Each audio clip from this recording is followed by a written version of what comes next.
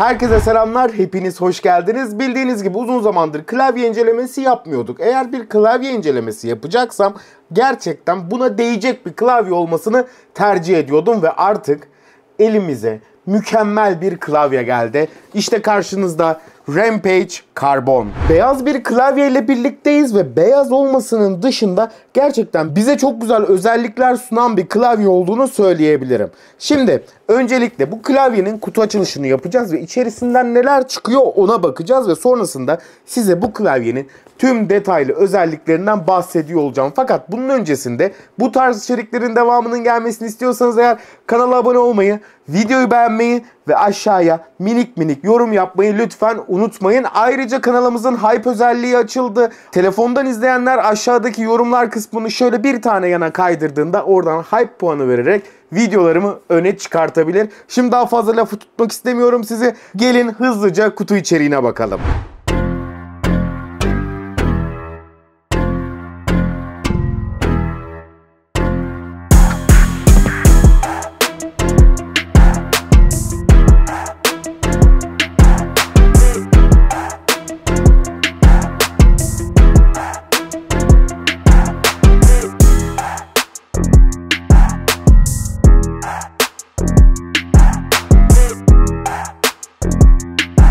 Evet, kutu içeriğini birlikte gördük. Şimdi biraz tasarımından bahsetmek istiyorum. Öncelikle beyaz bir yapıda olması gerçekten çok tatlı duruyor. Çünkü son zamanlarda benim de hem kasada hem monitörlerde beyaz çok güzel durduğunu ve gerçekten çok göze hitap ettiğini hissetmeye başladım ve bu nedenle beyaz bilgisayar ekipmanları ve bilgisayarlara ayrı bir sempati beslemeye başladım diyebilirim. Öncelikle ergonomi tarafına bakacak olursak eğer bilek desteğinin olması büyük bir avantaj. Artık çoğu klavyede bilek desteği olmuyor ve uzun süre yazı yazdığınızda, oyun oynadığınızda, birkaç iş yaptığınızda bileğinizi ağrıtabiliyor. Fakat Rampage Carbon'da bilek desteği kullanılması büyük bir avantajı olmuş diyebilirim. Klavyemizin kablosuna bakıyoruz ve kablonun örgü bir kablo olduğunu ve gayet sağlam olduğunu söyleyebilirim. Ve bununla birlikte 1.6 metrelikte bir uzunluğa sahip. Yani bu kablo size gayet yeterli olacaktır. Tip A'dan tip C'ye bir kablomuz bulunuyor ve bu sayede de daha hızlı bir veri aktarımı, daha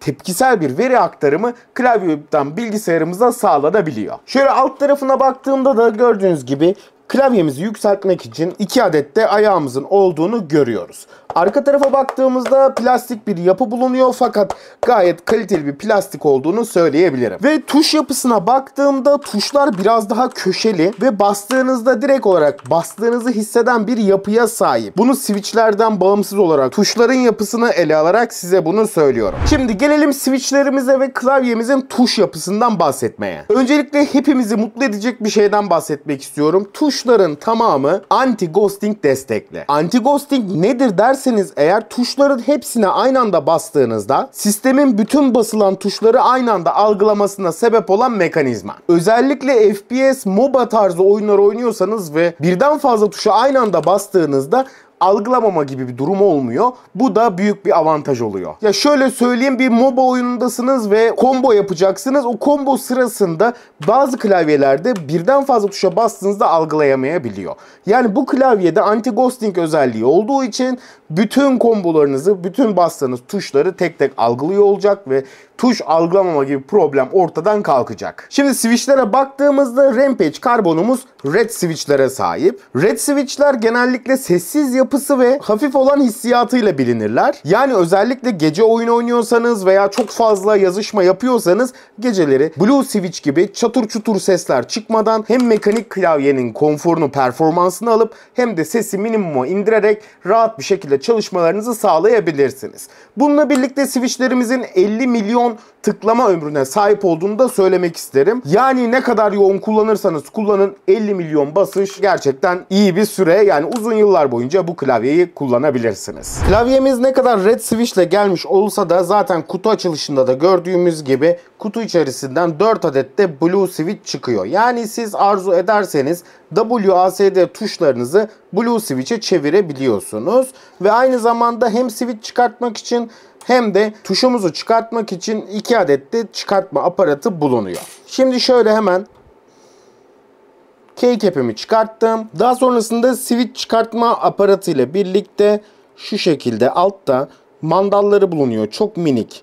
Bu aparatla o mandalları sıkıştırarak şöyle çıkartabiliyoruz ve daha sonrasında mavi switch'imizi de içeride bulunan yuvalara göre ve buradaki erkek kısımlarına göre de şu şekilde takabiliyoruz.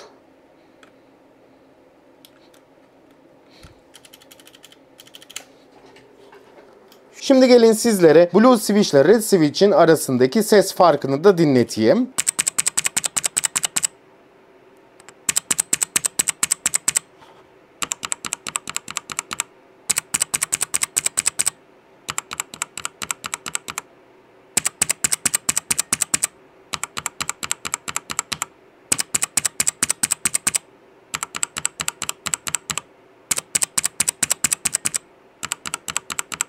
Duyduğunuz gibi zaten Red Switch ile birlikte daha sessiz bir kullanım bizlere sunuyor ve aynı zamanda şöyle bir şey söyleyebilirim. Blue Switch evet WASD'ye konumlandırılabilir. Zaten 4 adet yanında switch geldiği için de WASD için geçerli. Evet, oyun oynarken gayet okey ama yazı yazıyorsam vesaire mutlaka Red Switch daha kullanışlı diyebilirim. Ayrıca klavyemiz 1000 Hz Ultra Polling Rate destekli. Bu ne demek oluyor derseniz eğer, klavyenin her 1 milisaniyede bilgisayara sinyal yolladığı anlamına geliyor. Bu da komutlarınızın anında ve gecikmesiz bir şekilde sisteme iletilmesini sağlıyor. Özellikle rekabetçi oyun oynayanlar için bu düşük gecikme gerçekten kritik bir öneme sahip olduğunu söyleyeyim. Rampage Carbon'un basım kuvvetinde de güzel bir denge yakalanmış. Bu tuşlarımız 60 gramlık basım kuvveti istiyor. Bu da şu anlama geliyor: ne aşırı hafif ki yanlışlıkla basılmasın diye, ne de aşırı sert ki parmaklar yorulmasın diye. Tam ortada konforlu ve hızlı bir yapı sağlanmış. Klavyemizin bir de multimedya tuşlarına değinmek istiyorum. Burada bir adet play pause tuşumuz var. Bir adet komple sesi kapatıp açma tuşumuz var. Scroll şeklinde ses açıp kısma butonlarına yer verilmiş. Yani benim en çok sevdiğim şey şu ses kapama. Şu anki klavyemde bu olmadığı için çok üzgünüm. Çünkü aniden sesi kapamak istediğimde 50 saat uğraşıyorum böyle. Yok sağ alta in, menüyü aç falan filan derken biraz zorluyor. Tek tuşla bilgisayarımızı sessize almamız büyük bir kullanım kolaylığı olmuş. Tabii böyle bir klavyeye sahip olduğumuzda eksik olmaması gereken şey nedir? Tabii ki de RGB ışıklar.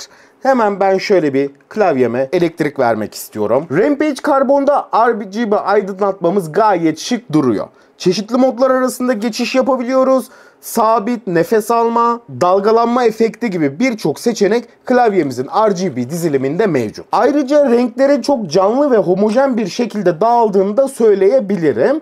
Işıkların renklerini değiştirmek için klavye üzerinden FN ve diğer RGB ve ok tuşlarıyla hızını, brightness'ını ve modunu değiştirebiliyorsunuz. Bu da aslında hemen şöyle gördüğünüz gibi istediğimiz şekilde değiştirebilmemizi sağlıyor. Bir de ayrıca şöyle yan tarafta da RGB ışıklı Rampage logomuz da bulunuyor. Bu da masa üzerinde gayet şık bir görünüm sağladığını söyleyebilirim. Şöyle genel olarak toparlayacak olursam eğer, Rampage Carbon 1000 Hz'lik Ultra Polling Rate'i, Anti-Ghosting özelliği, bilek desteği ve gerçekten homojen ve canlı bir RGB desteğiyle birlikte bizler için mükemmel bir tercih diyebilirim. Hem Red Switch'lerin sessizliği hem de hafif ve hissiyatlı basış şekliyle birlikte Rampage Carbon asla bizi üzmeyecek. Rampage Carbon'u satın almak isterseniz eğer açıklama kısmına linki bırakıyorum. Bu tarz içeriklerin devamının gelmesini istiyorsanız eğer kanala abone olmayı, videoyu beğenmeyi ve aşağıya minik minik bir yorum bırakmayı lütfen unutmayınız. Kendinize çok iyi bakın. Hoşça kalın.